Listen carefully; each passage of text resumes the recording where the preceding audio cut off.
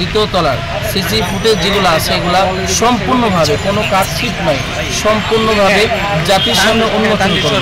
জাতির সামনে উন্মোচন করার পর জাতি দেখবে আমরা কি অপরাধী নাকি নির্দোষ, এটা আপনাদের মাধ্যমে আমি তাদেরকে জানিয়ে দিতে চাচ্ছি। কারণ জুলাইতে আপনারা রক্ত একা দেননি, আমরা সবাই দিয়েছি রক্ত।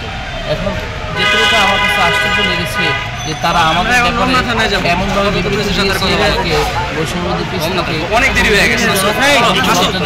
আমরা আহত হওয়ার পরও তারা আমাদেরকে একবারও দেখতে আসেনি।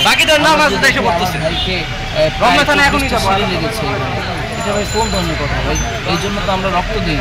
আপনারা আমাদের ভাই, আমরা যদি কোনো ভুল করে থাকি আমাদের ভুলগুলো ধরিয়ে দিবেন। এমনকি আমি সৎ সাহস নিয়ে বলতেছি কার্যালয়ে